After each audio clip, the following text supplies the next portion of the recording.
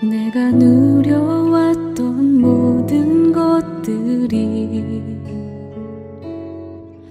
내가 지나왔던 모든 시간이, 내가 걸어왔던 모든 순간이 당연한 것 아니라 은혜였소. 오늘 말씀 함께 나눌 것은 우리들이 잘 아는, 익히 잘 아는 말씀이지만, 하나님이 요셉의 꿈을 어떻게 이제 운행해 나가시는지. 세상 사람들은 우연이라는 표현들을 씁니다. 아유, 우연히 그렇게, 어쩜 그렇게 우연히 그렇게 됐을까? 이렇게 표현을 하는데, 우리 예수 믿는 사람들은 우연이라고 표현을 하지 않고 그것을 하나님의 섭리다, 그렇게 표현을 합니다. 따라해 보세요. 하나님의 섭리입니다. 하나님의 섭리입니다. 아니야, 우연이야. 그래도 우리는 뭐라 그래야 돼요? 하나님의 섭리입니다. 하나님이 우리를 지금도 다스리고 있고 통치하고 있음을 믿고 믿음으로 살아가시기를 바랍니다. 오늘 말씀은 창세기 37장 12절로 36절 말씀, 꿈이 어떻게 되는지를 보자. 누가 한 말이죠? 요셉의 형들이, 요셉이 저 멀리서 오는 모습을 보면서 우리들이 저 녀석을 그냥 죽여버리자. 죽여버리면 어떻게 돼? 아유, 끔찍하죠? 강단에서 할 말이 아닌 것 같아요. 저 녀석을 어떻게 해버리자. 이렇게 하면 형들이 물고 늘어지는 것은 무엇이냐고 하면 그가 꾼 꿈이 어떻게 되겠는가, 꿈이 어떻게 되는지 한번 보자, 이런 이야기죠.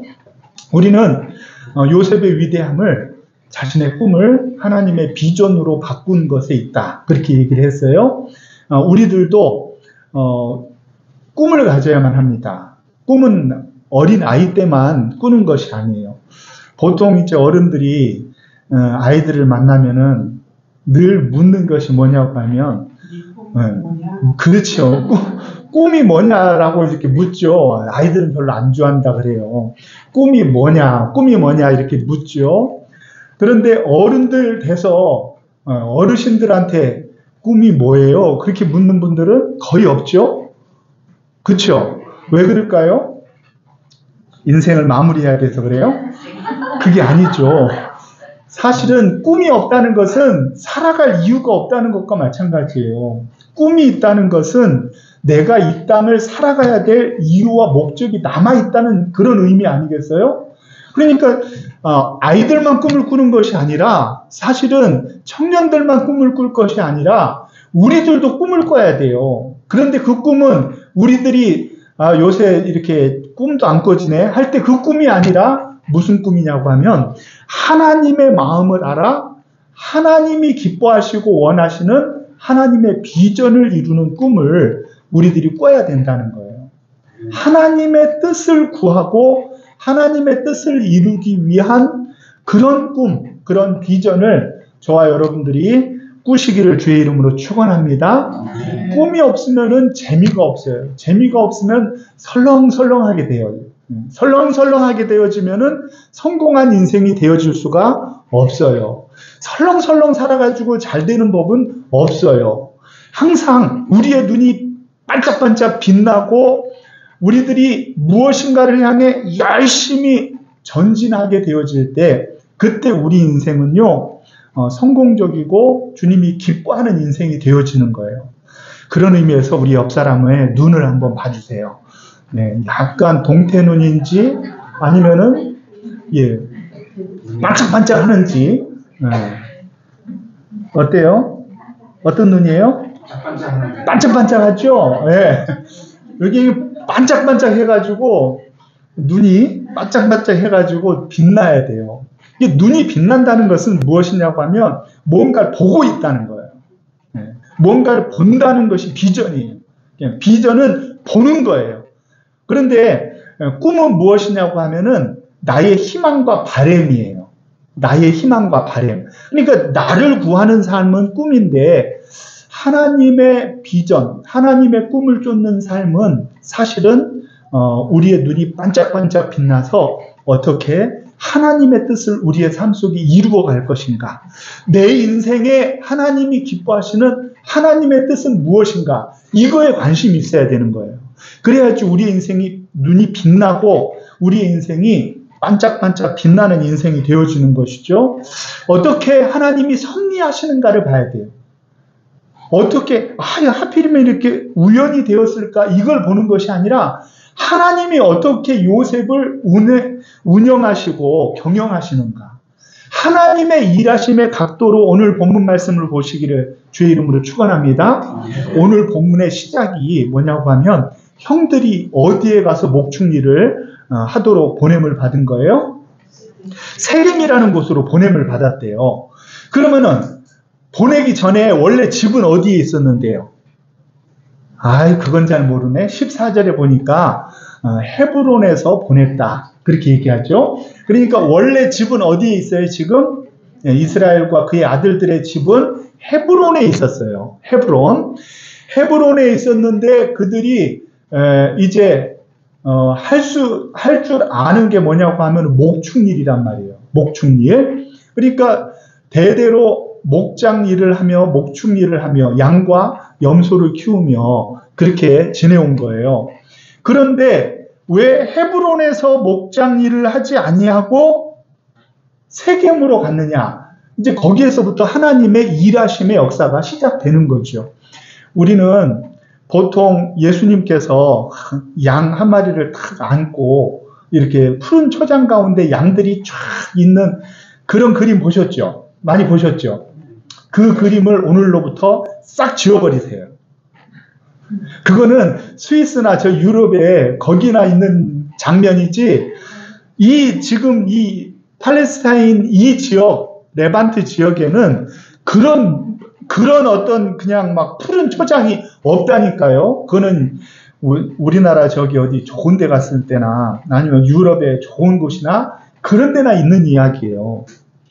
그러면은 거기는 어떤 지역이냐고 하면은 사막화가 이루어지고 있는 가운데 있는 그런 지역이에요. 그러니까 이스라엘은 맨 밑에가 브엘세바인데 거기는 1년 강우량이 200mm 정도. 그래가지고 거기가 생명 한계선, 거기서 살 수 있는 최소한의 비는 내려야 되는데 그게 200mm. 그게 이제 브엘세바가 맨 밑에요. 그 밑에는 150mm, 100mm 내리는 데가 넓은 땅이 있는데 거기는 사람이 살 수가 없어요. 그러니 가장 밑에 있는 곳이 브엘세바요. 거기 200mm거든요. 그리고 이제 좀 더 올라오면은 500, 600mm 정도 헤브론, 그리고 예루살렘 정도 오면 7, 800mm, 그리고 더 올라가는 지역으로 가면, 저 위쪽으로 가면 120mm, 1200mm도 오고요. 그리고 저기 레바논 지역으로 가면은요, 이제는 큰 백향목들이 쫙쫙 자랄 수 있는 그런 곳이 되어진단 말이에요. 그렇죠? 그러니까 오늘 요셉이 형들이 잘 있는가를 심부름을 보내기 위해서는 형들이 헤브론에서 목동일을 해가지고는 안 돼요. 왜냐하면은 아버지가 눈을 그냥 부릅뜨고 있는데 요셉을 죽이자 이런 마음을 품을 수 있어요, 없어요? 절대 못 품죠. 일단 형들이 멀리 가야 돼.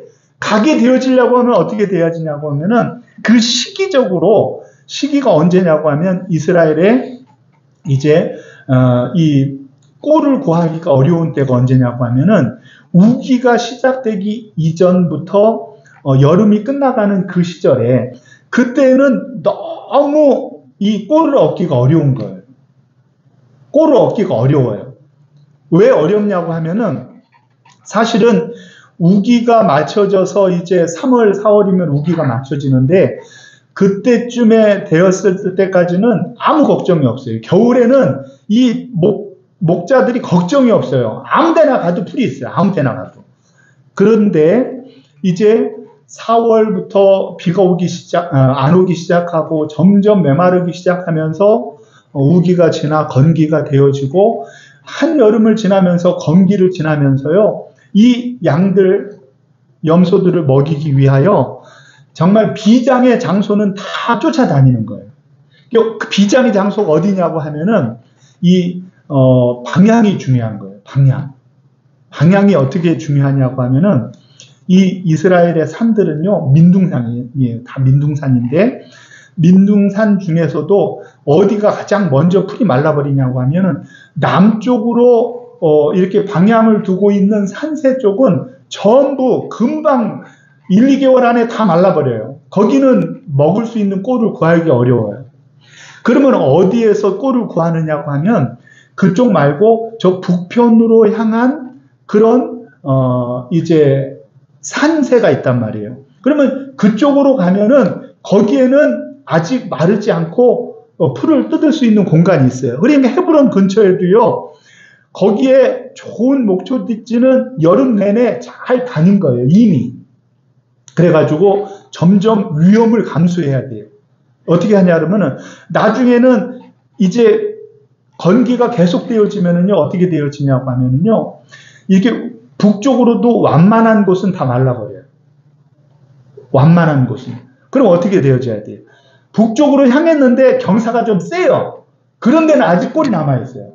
그래서 그 당시에 목축을 하는 목자들은 항상 두 가지를 지니고 다닙니다. 하나는 막대기요. 그거는 양이나 염소들을 이끌 때 쓰는 것이요. 또 하나는 뭐를 지고 다니죠? 막대기 말고. 작대기? 막대기 말고 뭐를 가지고 있죠? 네, 시편 23편을 그래서 늘 묵상을 좀 하라 그랬잖아요. 네, 막대기와 지팡이를 들고 다니는 거예요. 지팡이. 지팡이는 뭐냐고 하면은 이렇게 좀 구부러져 있잖아요. 끝이. 왜 구부러져 있느냐고 하면은 그 꼴을 구하기 어려운 때는 급한 경사지로 간다 그랬잖아요. 그러니까 거기에서 얘네들이 아무리 동물이라도요, 이렇게 굴러 떨어지기도 쉽고, 이렇게, 얘네들이 위급한 순간을 만날 수가 있어요. 그때, 지팡이로 그들을 건져내는 역할을 하는 거예요. 그래서 꼭 이 두 가지를 같이 가지고 다니는 거죠. 그런데, 이제 여름이 맞춰진 한 지금쯤 되면은 있잖아요. 그 비장의 장소들도 가까운 데는 다 먹어버려요. 그러면 이제 어디로 가야 되죠? 어디로 갈 것 같아요? 여러분 같으면. 북으로 가는 거예요. 북쪽으로 가가지고 사실은 이 서쪽으로 가면은 뭐 상수리 나무도 있고 그리고 거기에는 이제 나무들이 울창한 데도 있고 한데요. 거기에서는요 풀을 구하기가 어려워요. 그리고 더 안 좋은 조건이 있는데 그쪽으로 가면 힘센 애들이 다스리고 있어요. 그쪽으로 가면. 그러니까 근로는 보낸다는 것은 이 양을 뺏길 것을 각오하고 가야 돼요. 그러니까 그쪽으로는 못 가고 광야 지역으로 헤매는데 그나마도 할 수 있는 곳은 조금 북쪽으로 가서 꼴을 구해보고 그래가지고 조금 구해먹 거기서 이제 또 아주 경사진 데까지 꼴을 다 먹고 나면 어디로 가야 돼요? 더 북쪽으로 가요. 더 북쪽으로.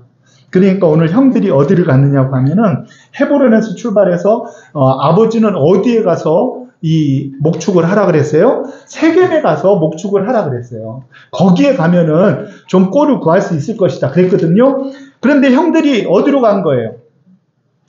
예, 몰라도 돼요. 17절에 내가 다 가르쳐줘요. 도단으로 갔어요. 도단으로. 그런데 도단으로 갔는데 도단은 더 북쪽에 있으면서 이제 그 동방에서부터 애굽으로 가는 무용로가 있는 요즘 얘기로 하면은 고속도로가 있는 그 지역이 도단이란 말이에요. 하필 그들이 꼴을 구해 간 곳이 도단이에요. 그런데 도단으로 간지를 어떻게 알겠어요? 핸드폰이 있습니까? 응? 어떻게 알아요? 도저히 알 수가 없죠. 형들이 세겜에서 일하면은 세겜에 찾아보고 없으면 어떻게 해야 돼요? 그냥 다시 돌아가야 돼요. 그렇잖아요? 그 당시에는 연락할 방법이 없잖아요. 그렇죠? 그렇다고 해요. 하여튼. 그래가지고 못 찾는 건데 방황하는 한 사람을 만났는데 형들을 물으니까 내가 들어보니까 우리가 도단으로 가자 그런 얘기를 들었다는 거예요. 우연이죠?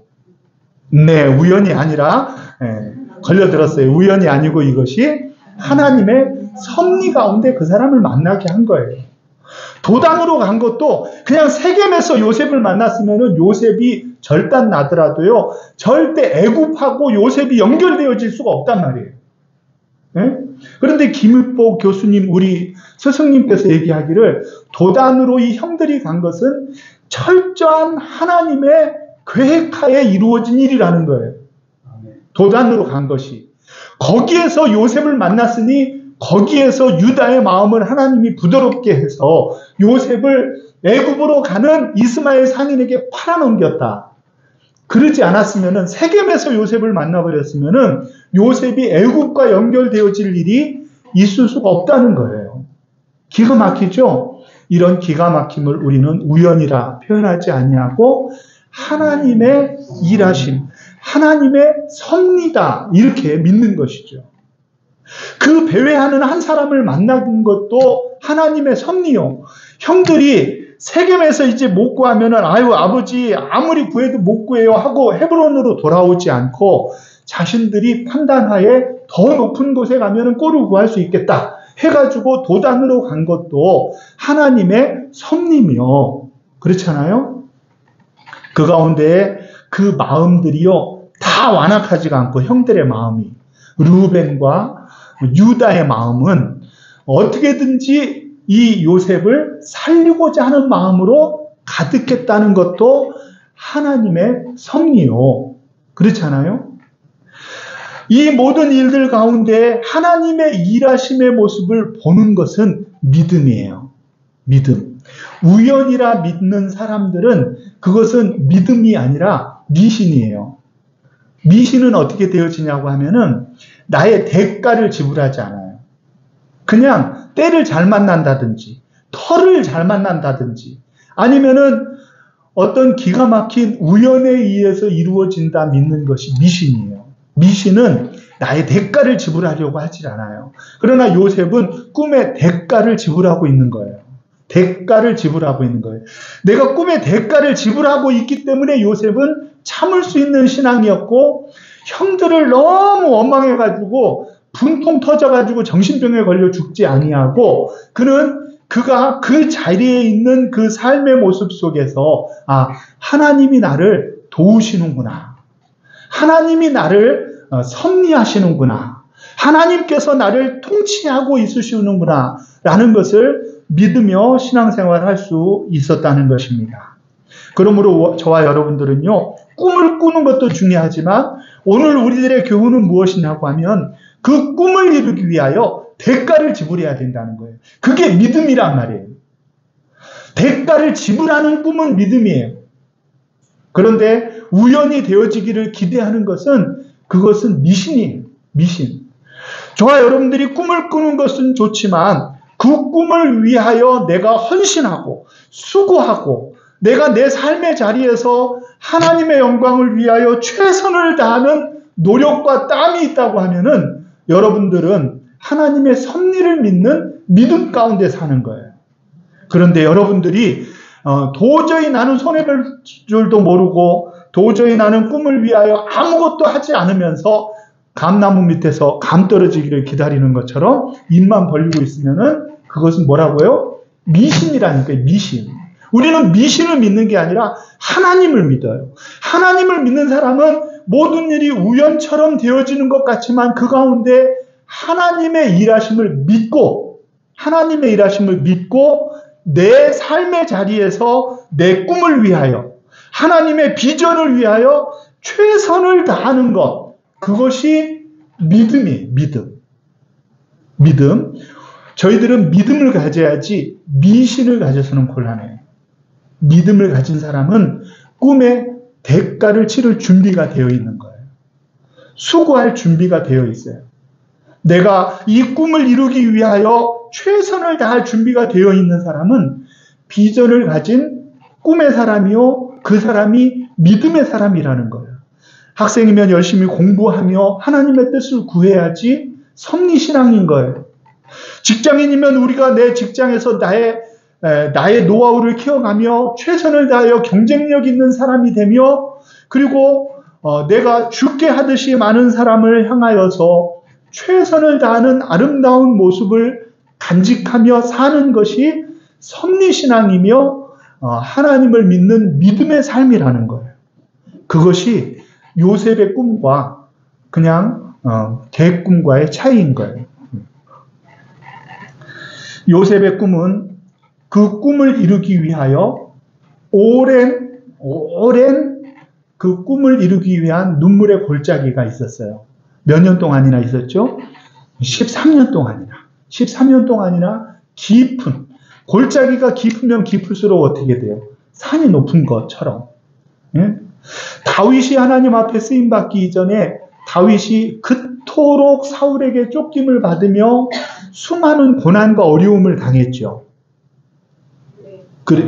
예, 다윗 안 배웠다고 하면 또 곤란해요. 예, 다윗이 수많은 고난을 당했잖아요. 그러나 그 고난을 당하고 어려움을 당할 때 다윗은 그 어려움들을 어떻게 승화시켰느냐고 하면은 그 어려움 가운데서도 하나님이 나를 향한 뜻이 있다는 믿음 가운데 그의 삶의 자리에서 최선을 다한 거예요. 그에게 쫓기는 삶 가운데 사람들이 붙여지면 그 사람들과 피를 나는 형제들보다도 더 끈끈함을 가진 그런 서로를 의지하는 용사들이 되었어요. 그들이 다윗 왕국에 있어서 훌륭한 일꾼들이 되어진 것은 말할 것도 없어요. 우리는 어려움을 당할 때 왜 나에게만 이런 어려움이 있어? 저 사람은 하나도 고난이 없는 것 같은데 다 잘 되는 것 같은데 왜 그래? 하면서 원망 불평하며 내 삶의 자리에 최선을 다하지 아니하면은 그 사람은 하나님이 아름답게 쓰실 수가 없는 거예요. 그런데 내 삶이 어떠하든지 아무리 내 삶의 골짜기와 어려움들이 가중되어지고 또 한 고비를 넘으면 더 큰 고비가 있고 그 고비를 넘으면 더 큰 어려움이 있다 할지라도 우리들이 그 어려움에 파묻히는 것이 아니라 그 어려움을 이겨나가면서 내 삶의 영적인 근육을 키워나가는 그런 믿음의 삶을 살게 되어지면 하나님이 그를 아름답게 쓰신다는 거예요. 그것이 믿음이 있는 사람이 그 일을 감당해내는 거예요. 믿음이 있는 사람이. 하나님을 믿는 믿음이 있어야 그게 가능한 거예요. 오늘 요셉의 모습을 보시기 바랍니다.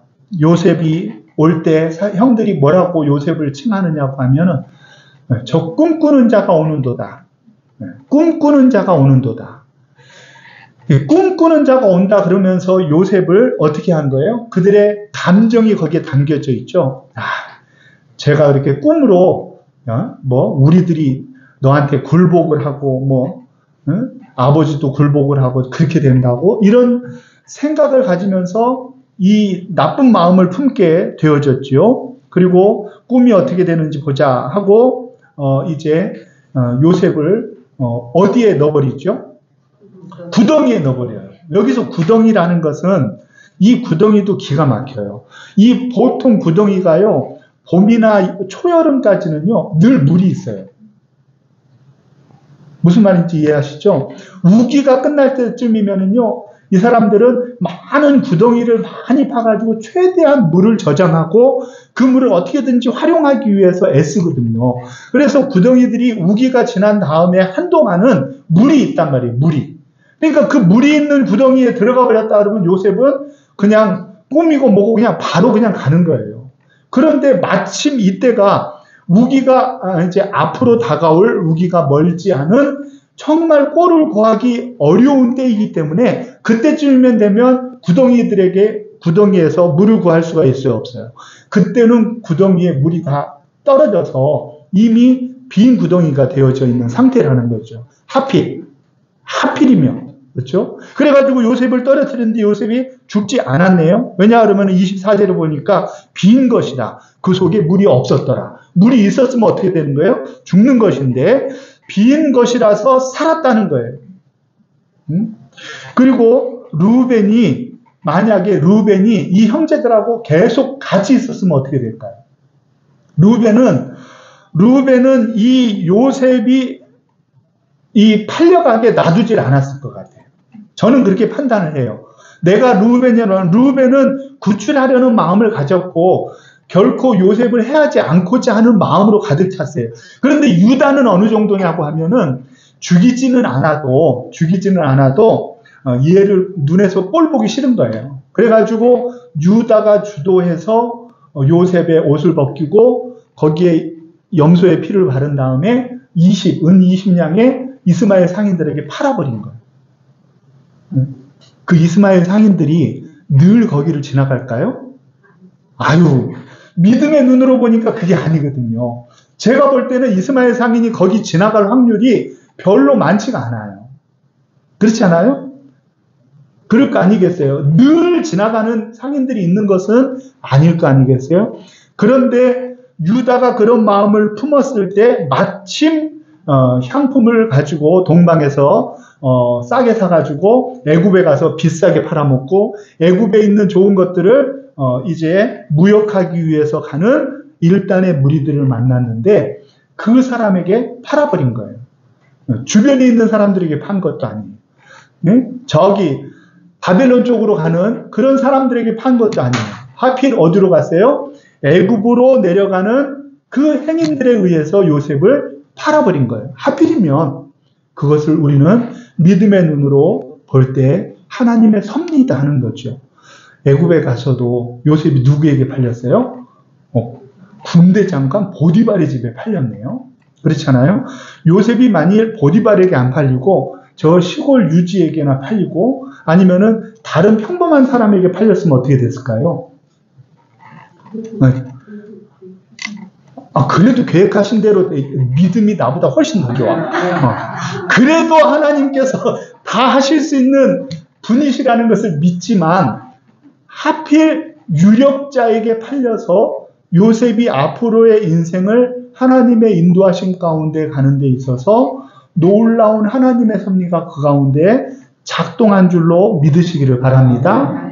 하나님의 일하심은 이토록 우리들은 우연이 되어진 것 같지만 그 많은 우연들, 하필이면 여름 끝자락에, 하필이면은 구덩이에 물이 없었을 때, 하필이면 이들이 아버지의 말을 듣고 세겜에만 머물지 아니하고 도단으로 갔을 때, 하필이면 이스마엘 상인들이 지나갈 때, 하필이면 보디발의 집에 요셉을 파심으로 말미암아 하나님의 놀라운 일을 이루기 위한 하나님의 손길들이 그 속에 작동하고 있음을 저와 여러분들이 믿으시기를 바랍니다. 그러므로 저와 여러분들이 인생을 사는 것도 믿음으로 우리의 인생을 바라보면 우연이 되어진 것 같지만 이 모든 것들이 하나님의 인도하심이 있으심을 저와 여러분들이 고백하시기를 주의 이름으로 축원합니다. 하나님이 도우시고 하나님이 일하심으로 하나님의 역사로 말미암아 우리의 생애가 이루어졌어요. 그러면은 요셉은 실망하지 않고 최선을 다하여 내 자리에서 하나님의 때를 기다리며 살면 되는 거예요. 믿음이 있었을 때, 믿음이 없었을 때는 점점 내 인생을 원망하고 왜 이렇게 나는 이런 삶을 살게 되는 것인가 하면서 내일을 걱정하며 어떻게 되어져요? 자포자기하며 그리고 내 인생에 대하여 소중함을 잃어버리게 되어질 것이죠. 그러나 섭리신앙, 하나님을 믿는 믿음의 사람들은 어떻게 되어지냐고 하면은 내가 아무리 어렵고 힘들고 내가 아무리 낙담하는 그런 과정 가운데 있다 할지라도 그 가운데에도 하나님의 일하심을 믿고 하나님께서 나를 이곳에 보내신 뜻이 있겠지. 아멘. 그런 믿음으로 내 자리에, 삶의 자리에서 최선을 다하시길 주의 이름으로 축원합니다. 우리 옆에 분들에게 인사하시기 바랍니다. 사랑하는 교회 자라수. 다 하나님의 뜻이 있어. 그 다음이 중요한 거예요. 다 하나님의 뜻이 있는 거예요. 그렇게 믿고 살아가면은 그것이 믿음이에요. 그런데 원망하고, 왜 우리 교회는 이런 식으로 하다 보면은 우리들의 신앙생활이 재미가 없고 눈이 그 동태눈처럼 싹 풀려요. 반짝반짝하지 못하고. 그럼 어떻게 되어지냐고 하면 재미가 없어. 그러면은 하나님 앞에 신앙생활이 늘 가슴이 뛰어야 되는데 가슴이 뛰질 않아. 그러면 재미가 없는 거예요.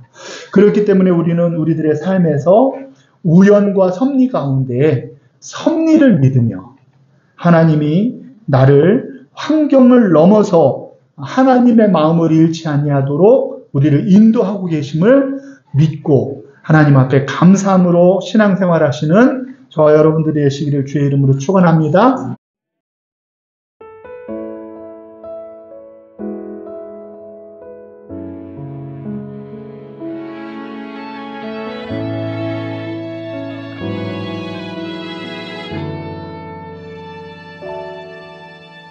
내가 누려왔던 모든 것들이, 내가 지나왔던 모든 시간이, 내가 걸어왔던 모든 순간